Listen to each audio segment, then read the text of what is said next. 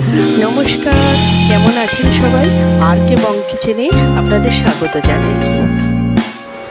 বন্ধুরা, আজ আমি কাঁচা আমের চারটে রেসিপি নিয়ে হাজির। তাই রেসিপিটা শুরু করার জন্য গোটা গোটা কাঁচা আম নিয়ে নিয়েছি। আমি খোসা সমেত আমগুলোকে এইভাবে কেটে নিয়েছি। কড়াইয়ে জল বসিয়ে দিয়েছি। জলটা গরম হওয়ার পর আমগুলোকে কড়াইয়ের মধ্যে ছেড়ে দিলাম। এরপর ওটা সিদ্ধ হতে হতে গ্যাসে আমি আরেকটা প্যান বসিয়ে দিয়েছি। প্যানের মধ্যে দিয়ে দিলাম 2 চামচ পাঁচফোড়ন, 1 চামচ গোটা ধনে, আর 2 চামচ গোটা মৌরি, কয়েকটা গোটা গোলমরিচ আর একটা শুকনো লঙ্কাকে ফাটিয়ে দিয়ে দিলাম। মশলাটা এর থেকে বেশি ভাজার দরকার নেই। এটা মিক্সি বাটিতে গুঁড়ো করে নেব। আর অন্যদিকে আম সিদ্ধ বসিয়েছিলাম, সেটা হয়ে গেছে, একটা প্লেটে তুলে নিলাম। এরপর আবারও কড়াই বসিয়ে দিয়েছি। সর্ষে তেল দিয়ে দিলাম।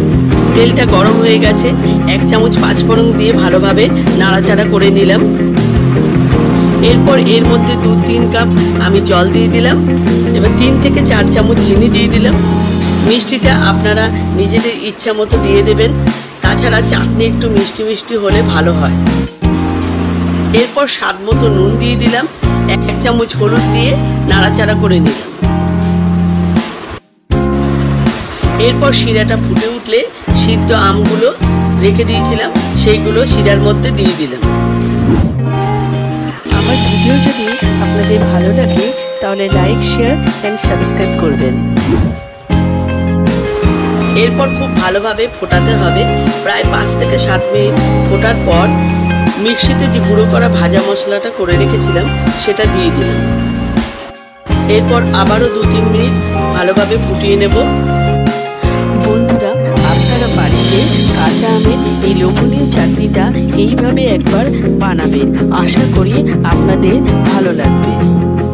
তাই এই কাঁচা আমের চাটনিটা দুপুরবেলা শেষ পাতে তাহলে আজকে ভিডিওটা শেষ করছি। পরবর্তী আরেকটা ভিডিওতে দেখা হবে।